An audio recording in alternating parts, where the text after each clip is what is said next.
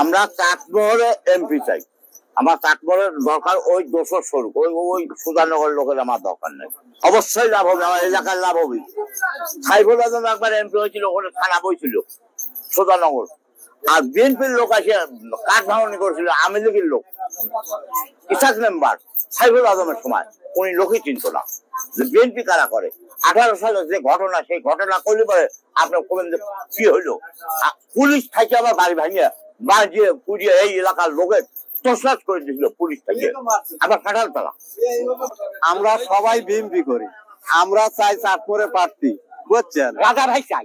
ওই মনে করেন যদি তুহিন ধান পায়, আমরা রাজা ভাই দাঁড় করে দিয়ে আমরা গাদি ভরে জিতে দেবো, বুঝছেন? বুঝছেন, আমার গায়ে কম 20-30 জন বাড়ি একবারে ভাঙিয়ে চোরমার করছিল। দলের উচিত ধানের শীত দিতে, আমার এই চাটমোহর থানার একটা লোক পায়, তাকে আমরা জয়যুক্ত করবো ব্যাপক ভোটে। না দিলে আমরা স্বতন্ত্র হলে মোকাবেলা করবো।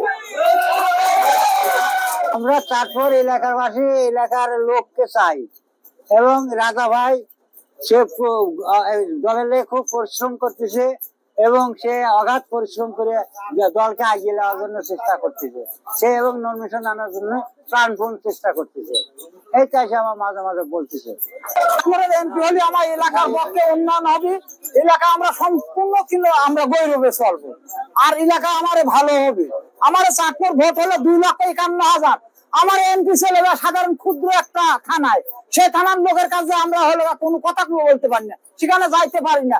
আমরা বিএনপির লোক এমন আমার আশ্রয় কেন্দ্র করছিল, খেজুরির কাঁঠাল দিয়ে আমার সমস্ত বাড়ি আক্রমণ করছিল। বয়সজন নেই এখানে খেজুরির গাছ, যেদিন আমার বাড়ি ঘর ভাঙে খেজুর তলা না দিয়ে অঝরে চোখ দিয়ে পানি অঝরে পড়ে ওই দিন।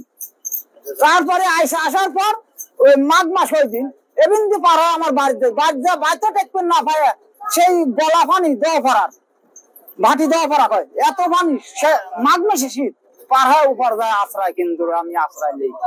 আর আমরা আমার চাটমোহর এমপি হলে পারে আমার পক্ষে খুব আমরা শান্তিপূর্ণ বসবাস করি পারবো, বা সম্পূর্ণ জিনিসই আমরা গড়বো চলবো। আমরা রাজা রাখি চাই, ওদের ধানের শীষ আনলিও যেন দাঁড়ায়, না নিয়েও যেন দাঁড়ায়, আমরা ভোট দেবো। এখন আমরা ধানের শীষ প্রার্থী চাই, রাজা ভাইকে চাই, আমরা বিপুল ভোটে রাজা ভাইকে উন্নয়ন করে দেবো। আমরা চাটমোহরবাসী, চাটমোহরের এমপি চাই, সে হচ্ছে রাজা সাহেব। আমরা বাইরে কোনো এমপি কে ভোট দেব না, আমরা চাটমোহর এমপি চাই। এই তো ওই এতদিন ধরে পর আসে ঘুরিয়ে আসে লাভ নাই, আমরা তাকে চিনি না। আমরা চাটমোহরের লোক, চাটমোহরে চিনি, চাটমোহরে থাকবো।